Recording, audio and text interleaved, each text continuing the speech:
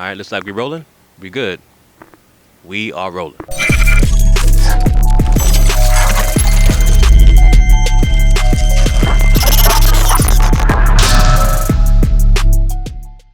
Peace, family. Chauncey, aka Ukarema, great man of God media, right back at you once again with another GMOGmedia spotlight. All right, family. This topic I wanted to address at first, right? When I first found out about this story, I didn't want to address this issue because I basically figured it was some typical nigga shit. Excuse my language, I don't usually curse on my channel. But I read the headlines and I'm like, typical nigga shit, until I started reading between the lines. And from what I see and from what I found out so far, it's a lot bigger than the rapper Troy Ave. All right, so in this video, family, I'm going to be breaking down the Troy Ave situation. And I'm outside in my backyard, so there's a lot of flies coming around here. But I still enjoy the outdoors. But anyhow, I'm breaking down the Troy Ave situation, and I'm going to basically point out how this is much bigger than Troy Ave. It's much bigger than that, and how this all goes back to racism, white supremacy. And I'm going to basically point out these issues going on in this video.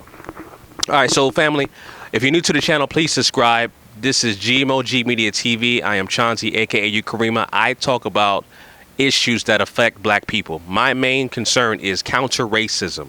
All right, I talk about issues on how to replace the system of racism, white supremacy with the system of justice. All right, and I offer my suggestions on how to resolve these issues based off, I do weekly videos and I talk about issues that affect black people collectively as a group. All right, so in this particular video, family, I'm going to be talking about the Troy Ave situation, breaking that situation down, and how this circles back to systematic racism, white supremacy. All right, so if you're not familiar with the story about Troy Ave, he recently had a concert last week in New York City at the Irving Plaza. It was labeled the T.I. concert, even though T.I. was not there.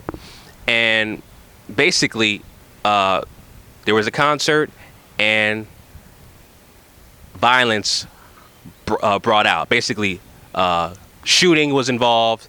Somebody was killed, and they're trying to sort out what's going on right now as we speak. All right. So now, when I read the story, the headline, I was like, this is some typical nigga shit. You know, you have a rap concert, and this is before I even read the actual story, what happened. I said to myself, typical nigga shit, right? The white-owned media is going to say gangster rap. They're going to use words like gangster rap. They're going to use words like thugs, which are white supremacist code words for nigger. And after I read the stories, lo and behold, that's exactly what they said. They said thugs. They said gangster rap. So they like to paint everything with a broad stroke. All right. So I'm gonna go on my phone. I'm gonna read some of the articles and point out some things that happened throughout the incident with Troy Ave. So basically, right, family, you had the actual police, the NYPD, aka the race soldiers, out in New York addressing this issue, right? And as I said, that you're gonna have the white-owned media as well as politicians and things of that nature coming out and going to broad stroke and paint and demonize hip-hop as a bunch of niggers being violent, right, at a rap concert, acting like we can't be civilized. And that's what they're trying to paint us as. So, you know, the police commissioner for NYPD says that the shooting for the incident with Troy Ave, he blamed rappers and called them thugs. And he blamed the upbringing of the rappers and how they glorified that lifestyle with drug dealing, so on and so forth. Typical stuff. Typical white supremacist agenda stuff. I knew that was coming. I knew the whole thing with the NYPD, the history of racism with the police department there. So that's nothing surprising at all about what they said. But again, like I said, this is much bigger than the Troy Ave situation, and I'm not too much concerned about the backstory of why the shooting happened, as opposed what these white supremacists are trying to do to prevent stuff like this from happening. That's what I want to talk about, and that's what I'm going to address. But the bigger issue is these white supremacists, right, that are coming out, and they are trying to come up with situations to further prevent rap concerts of that magnitude, unless you're a huge act like a Drake or a J. Cole or Kendrick Lamar, etc., and you have a history of bringing in tons and tons of revenue to an arena. You're not going to have that problem. But if you're an act like a Troy Ave, that is few and far in between. They're going to prevent acts similar to a Troy Ave from performing in New York City. And there's an article in the New York Times, and I have the link in the description. Basically, it says rap concert shooting renews a racially charged debate on safety. And so, in this article, there's a couple things I want to point out. There is a promoter who basically indicates it's going to be extremely hard to book shows at similar venues like the Irving Plaza. And I'm going to go in on the Irving Plaza also. The promoter says this: you have to be very careful about how you describe your event on the insurance application. Just say the word hip hop and the price is going up. All right. Now, the end of the article is also very important from the New York Times.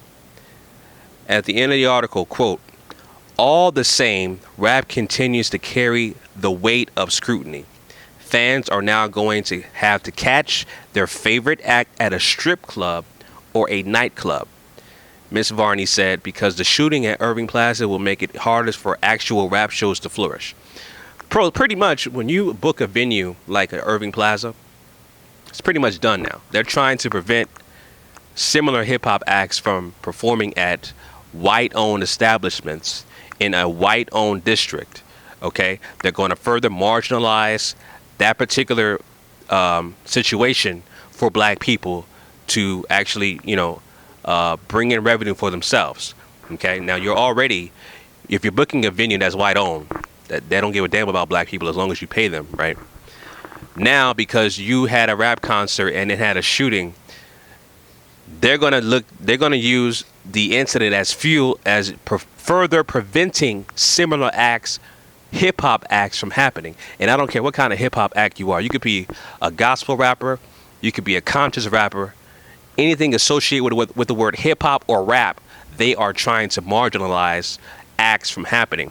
And I can see this happening as a trickle-down effect, not only in the state of New York, but other states as well, that they can follow suit. And I don't see that. I definitely see that in the near future happening. But with New York City in particular, with this particular issue, yes, they are trying to further marginalize rap / hip hop acts from performing at similar venues like the Irving Plaza.